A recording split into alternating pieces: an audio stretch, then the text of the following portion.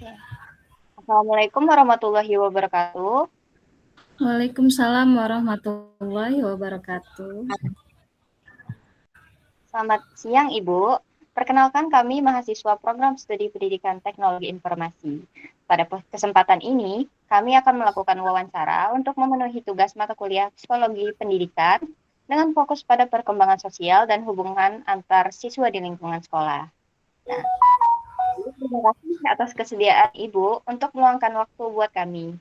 Untuk memulai wawancara, izinkan kami mengajukan beberapa pertanyaan. Mungkin langsung saja dimulai. Boleh? Baik, izin Ibu. Ya. Untuk pertanyaan pertama itu ada bagian karakteristik umum dan iklim sosial sekolah. Pertanyaan yang pertama, untuk kalau dari pengamatan Ibu sehari-hari di SMK Negeri 2 Kalianda, bagaimana sih gambaran umum mengenai dinamika pertemanan atau interaksi sosial di antara siswa-siswi di SMK Negeri 2 Kalianda? Baik, untuk interaksi ya, dinamikanya itu secara umum itu interaksi sosialnya cukup baik.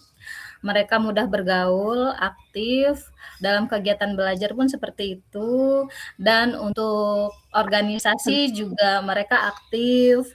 Dan apalagi kalau di organisasi itu kan macam-macam ya jurusannya, karena kita itu SMK, jadi ada beberapa jurusan. Jadi untuk interaksi sih baik. Terus juga kan ada mereka ini kan yang satu sekolah dari SMP mungkin, jadi hubungan itu udah baik dari sejak awal dibangun. Seperti itu. Oh, iya Ibu, baik. Lanjut ke pertanyaan selanjutnya ya Bu ya.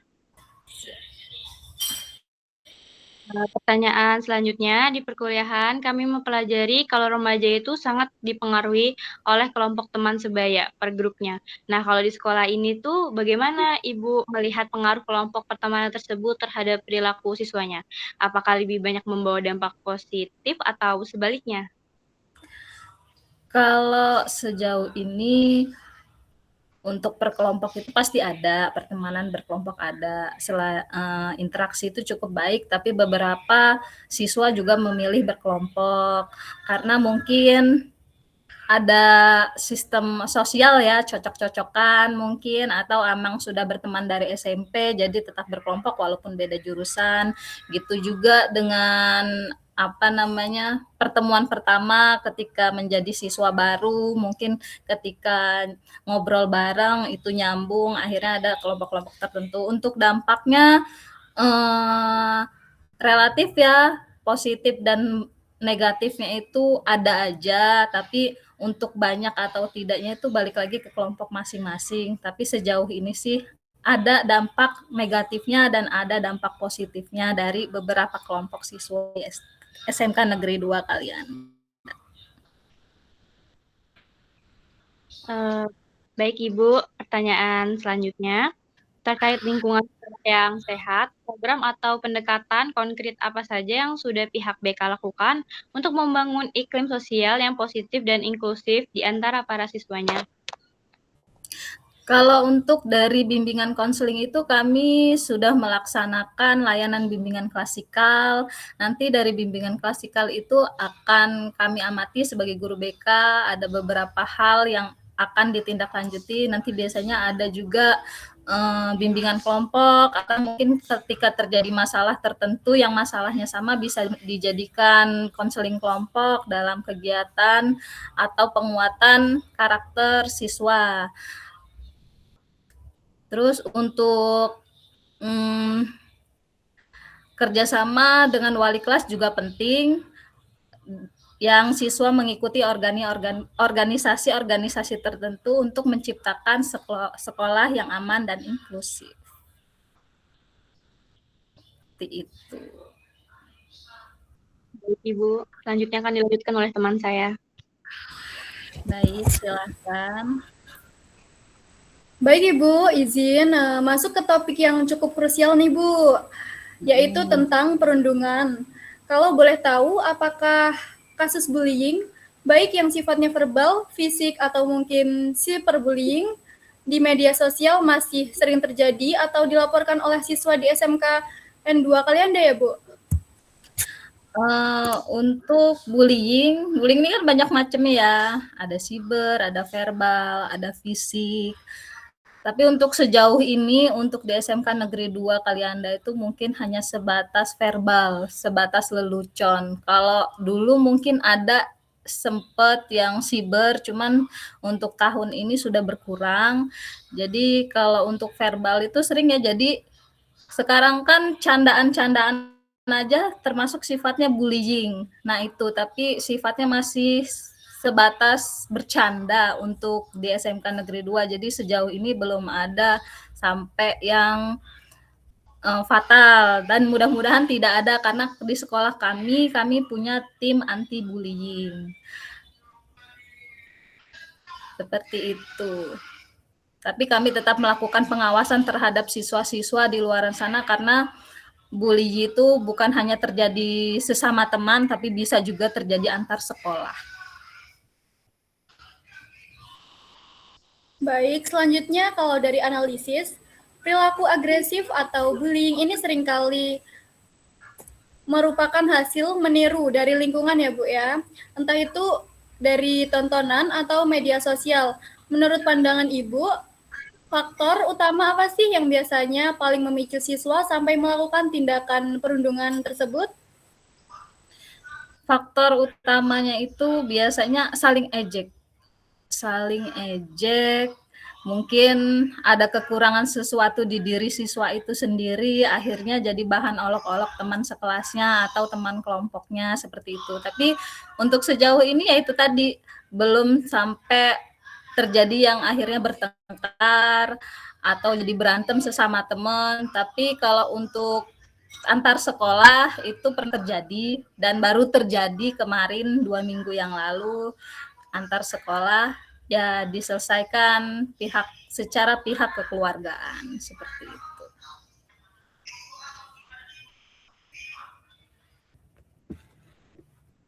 Baik Ibu, pertanyaannya maaf saya ulangi ya Bu. Oke, siap. Ketika ada kasus bullying yang mencaut, bagaimana prosedur penanganan yang biasanya dilakukan? Baik dalam memberikan efek jera atau edukasi bagi pelakunya maupun dalam memulihkan kondisi psikologis korbannya, Ibu. Terima kasih. Untuk hal ini tetap kami datangkan kedua belah pihak. Tadi sudah saya jelaskan juga. Kedua belah pihak ditemukan, kita dengarkan kedua belah pihak secara adil, tidak hanya membela korbannya, tapi juga kita tanya juga si pelakunya, apa penyebabnya.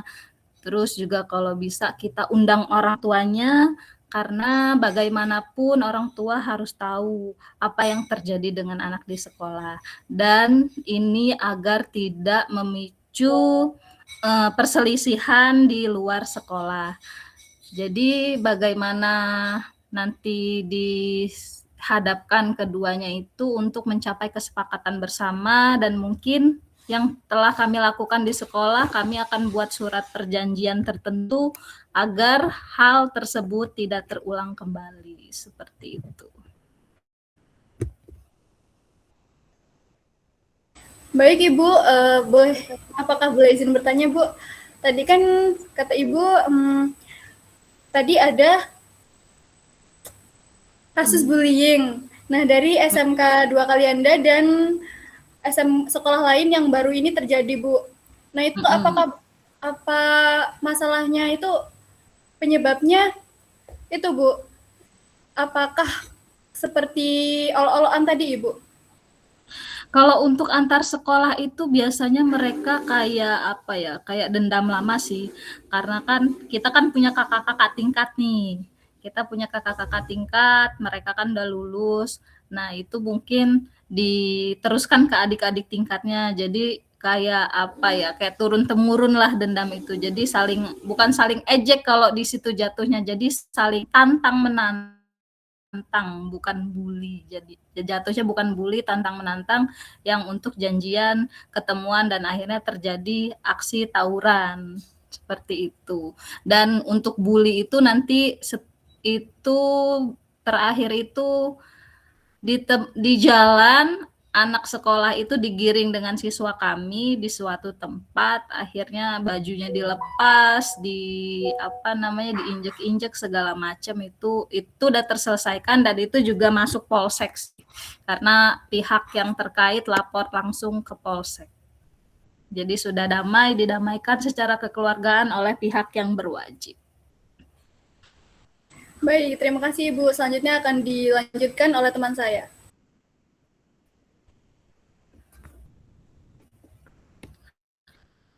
Baik Ibu, Yosinta lanjutkan ya Bu.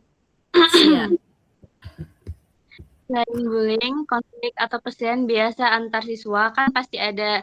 Nah, biasanya masalah apa yang paling sering memicu keretakan hubungan atau perselisihan antar geng atau kelompok di SMK Negeri 2 Kalianda, Bu?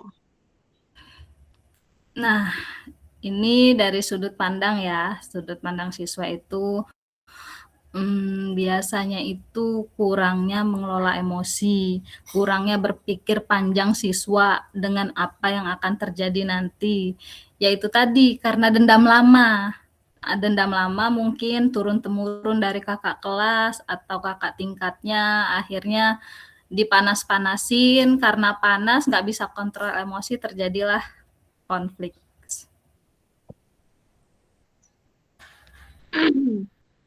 Baik Ibu, pertanyaan yang selanjutnya, jika konflik tersebut sampai masuk ke ruang BK, bagaimana strategi atau tahapan yang Ibu lakukan dalam memediasi mereka agar masalah benar-benar selesai dan tidak ada dendam di kemudian hari? Ini sering terjadi karena SMK Negeri 2 itu, mungkin kalau Yosinta alumni ya, sudah paham dengan kondisi sekolah kita. Kalau untuk teman-teman Yosinta, SMK Negeri 2 Kalianda adalah sekolah teknik. Kalau zaman dulu namanya STM. STM itu adalah siswanya di mana 98% adalah laki-laki semua. Jadi kalau untuk soal penyelesaian ya, penanganan ketika ada di ruang BK, yang pertama adalah kami memanggil kedua belah pihak ketika terjadi perselisihan. Terus yang diberitahu adalah wali kelasnya dulu. Wali kelasnya disampaikan ke wali kelas, dari wali kelas nanti bisa dipanggil orang tua. Kenapa harus dipanggil orang tua? Karena jangan sampai masalah-masalah ribut seperti ini terjadi di luar. Karena kalau sudah terjadi di luar, walaupun sesama siswa SMK Negeri 2 Kalianda, yang ditakutkan adalah nanti ujung-ujungnya terjadi bisa perselisihan antar kelompok atau antar warga, bisa juga terjadi perselisihan antar suku seperti itu. Makanya orang tua harus dihadirkan, nanti kedua belah pihak, siswa itu dibuat surat perjanjian tertentu untuk menghindari hal-hal yang tidak diinginkan di masa depan.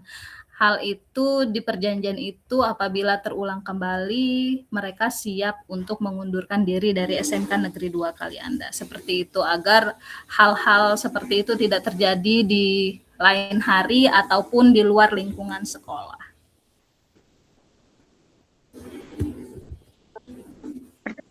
Berikutnya itu mediasi itu bagaimana cara Ibu membimbing mereka agar bisa saling berempati dan mengontrol emosi sehingga mereka bisa memahami sudut pandang temannya yang berkonflik tadi. Kadang kan ada ya Bu ya yang nggak saling pandang, tapi ya kayak gitulah Bu, kayak pihak-pihakan gitu biasanya kan.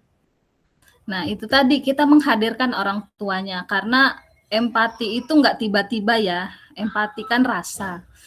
Tidak tiba-tiba langsung kita nasehatin empati itu langsung muncul, tidak. Makanya dihadirkan orang tua biar bisa melihat kondisi orang tuanya seperti apa. Kedua belah pihak ini melihat lawannya, kondisi orang tua lawannya seperti apa, dan sebaliknya lawan satunya melihat kondisi orang tua lawannya lagi seperti apa. Mungkin dengan didatangkannya orang tua itu bisa menimbulkan rasa empati sesama teman atau kedua belah pihak, karena melihat kalau udah namanya orang tua itu pasti sensitif. Makanya sekolah kalau ada apa-apa selalu menghadirkan orang tua, seperti itu. Itulah biar mereka bisa melihat sudut pandang, oh ternyata orang tuanya seperti ini, oh ternyata yang ini orang tuanya seperti ini gitu. Itu juga bisa menumbuhkan rasa empati untuk mengontrol emosional agar kita tidak semau-mau untuk melakukan hal-hal tidak terpuji terhadap sesama teman. Begitu. Baik Ibu. Selanjutnya akan dibacakan oleh teman saya.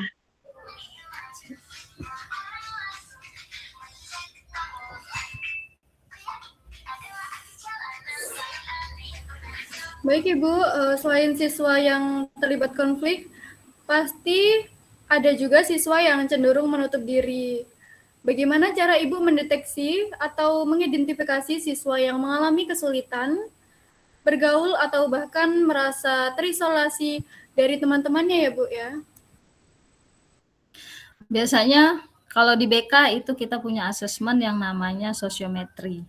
Sosiometri itu fungsinya adalah untuk mengetahui bagaimana cara sosialisasi siswa terhadap siswa lainnya. Nanti di situ akan ketahuan dalam observasi di sosialisasi itu siswa ini seperti apa, ataukah dia tipe tipe orang yang pendiam, menjauhi teman-temannya, seperti itu. Nanti apabila itu sudah terdeteksi, guru BK akan memberitahu wali kelasnya dan guru mata pelajarannya bahwa si anak ini cukup pendiam, tidak mau bersosialisasi, dia lebih menutup diri mungkin karena hal-hal tertentu. Nanti setelah hal asesmen sosiometri itu dilakukan, mungkin nanti ada pemanggilan konseling individu untuk mencari tahu apa penyebabnya dia menarik diri dari teman-temannya, seperti itu. Baik Ibu, dari kasus-kasus siswa yang sulit berbaur ini, biasanya hambatan apa yang paling sering mereka alami? Apakah karena kecemasan sosial, atau kurang kepercayaan diri, atau mungkin ada faktor dari luar ya Bu? Kebanyakan anak-anak pendiam seperti ini tuh dari faktor keluarga, lebih tepatnya dari faktor keluarga yang sampai mengurangi rasa percaya dirinya, terus meningkatkan kecemasan sosialnya, sehingga seolah-olah dia dalam mengalami penolakan teman-temannya, padahal teman-temannya tidak untuk menolak dia, cuman dia hanya merasa itu, akhirnya dia menarik diri dari teman-temannya.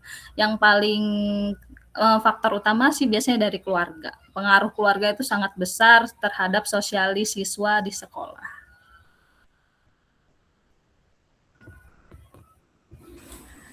Langkah atau teknik konseling seperti apa yang biasanya Ibu terapkan untuk membantu meningkatkan keterampilan sosial siswa tersebut agar mereka perlahan bisa mulai membaur dengan teman-temannya, Ibu? Kalau untuk anak yang Ibu sebutkan tadi itu biasanya kami konseling individu dulu, dicari penyebabnya apa. Setelah konseling individu nanti bisa dimasukkan kelompok. Konseling kelompok itu kan karena kelompok dia ada interaksi sosial, nanti di sana bisa dilatih dengan keterampilan bicaranya, mungkin untuk dilibatkan bicara, untuk dilibatkan keterampilannya dalam kelompok tersebut, memberikan siswa tersebut kesempatan dan terlibat dalam kelompok ataupun organisasi sekolah. Baik Ibu, pertanyaan selanjutnya. Ini pertanyaan yang dua dari yang terakhir ya Bu ya. Ya. Dari sekian banyak dinamika sosial siswa yang dihadapi, menurut Ibu apa tantangan terbesar yang dirasakan guru BK dalam mendampingi perkembangan sosial anak-anak di era digital sekarang ini? Tantangan terbesar di era digital sekarang itu teknologi ya. Teknologi atau alat bantu seperti media sosial itu sangat sekali pengaruhnya, dan itu tantangan terbesarnya, apalagi sekarang siswa boleh bawa HP ke sekolah. Pemicu awal dari konfliknya itu biasanya dari media sosial, contohnya dari IG, yaitu tadi bisa janjian tawuran, bisa janjian ketemuan di mana, itu pengaruh besar. Terus mereka punya grup-grup tertentu di WA itu yang biasanya isinya alumni-alumni atau siswa-siswa yang sudah pindah sekolah dari SMK 2 yang akhirnya memicu pada hal-hal yang merujuk ke negatif seperti tawuran, contohnya seperti itu. Itu sih tantangan terbesarnya karena kan media sosial itu luas ya, luas sekali dan walaupun katanya sudah dihapus tapi tetap aja namanya media sosial, kalian lebih pinter, anak-anak lebih pinter, punya kata sandi dikunci walaupun orang tua sudah dipesan, besok diganti lagi. Itu tantangan terbesar kita itu adalah digital, dunia digitalnya, media sosialnya, tantangan terberat di situ. Iya Bu, benar sekali ya Bu ya. Nah, ini terakhir Ibu, berapa penting kolaborasi antara guru BK, wali kelas, dan orang tua dalam memastikan hubungan sosial siswa ini tetap berjalan dengan sehat? Seberapa penting itu sangat penting. Pentingnya kolaborasi guru BK, wali kelas, dan orang tua karena apa? Guru adalah orang tua pertama, orang tua kedua di sekolah dan orang tua pertama yang di rumah juga harus menjalin hubungan dengan siswanya agar siswanya tetap bergaul dengan teman-temannya secara baik dan kolaborasi ini tetap harus dijaga antara BK, wali kelas, dan orang tua. Karena apa? Wali kelas adalah emaknya atau bapaknya yang ada di kelas itu, khusus kelas itu menangani kelas itu, sedangkan guru BK adalah pendampingnya. Orang tuanya yang utama itu harus tahu apapun yang terjadi dengan siswa di sekolah atau baik buruknya siswa di sekolah. Jadi orang tua harus partisipasi, itu sangat penting karena jika ketiga ini tidak bisa berkolaborasi maka akan ada hal yang tertinggal, pasti ada hal miskomunikasi yang nanti satu masalah aja pasti itu nanti tidak terselesaikan, akhirnya lempar-lemparan, ini karena orang tuanya begini, ini karena guru BK-nya begini, ini karena wali kelasnya begini, seperti itu. Maka penting sekali untuk kolaborasinya, untuk pengaruh sosial siswanya, karena apapun yang terjadi dengan siswa, orang tua dan wali kelas dan guru itu harus tahu, terutama kan BK yang mengamati. Laporan itu biasanya lapornya langsung ke BK, sepertinya tidak ke wali kelas, pasti BK akan menyampaikannya ke wali kelas dan orang tua. Dan ini juga harus ditangani dengan cepat, karena masalah jika tidak ditangani dengan cepat itu nanti bisa melebar kemana-mana dan akhirnya yang tadinya hanya sebesar kelereng bisa sebesar bola basket apabila orang tua tidak dilibatkan, apalagi wali kelasnya, seperti itu. Jadi walaupun orang tuanya tahu, kita panggil guru BK-nya manggil orang tua, wali kelas harus tahu. Begitu juga guru BK memanggil wali kelas, orang tua harus tahu. Tidak ada yang dibuang, harus terlibat semuanya. Ibu, terima kasih. Sama-sama. Baik, Ibu. Seluruh pertanyaan yang telah kami siapkan itu sudah selesai. Terima kasih atas waktu, pengalaman, dan informasi yang telah Ibu berikan. Semoga hasil wawancara ini dapat menambah wawasan kami dalam memahami perkembangan sosial dan hubungan antar siswa di sekolah. Mohon maaf apabila terdapat kata-kata atau pertanyaan yang kurang berkenan. Terima kasih atas partisipasi Ibu. Wassalamualaikum warahmatullahi wabarakatuh. Waalaikumsalam warahmatullahi wabarakatuh. Dengan senang hati bisa bantu. Izin Ibu, mungkin yang terakhir foto bareng ya Bu? Boleh. Baik, lihat kamera. Saya hitung 1, 2, 3. Sudah. Oke. Terima kasih Ibu. Sama-sama. Kembali kasih. Terima kasih Ibu. Kembali kasih.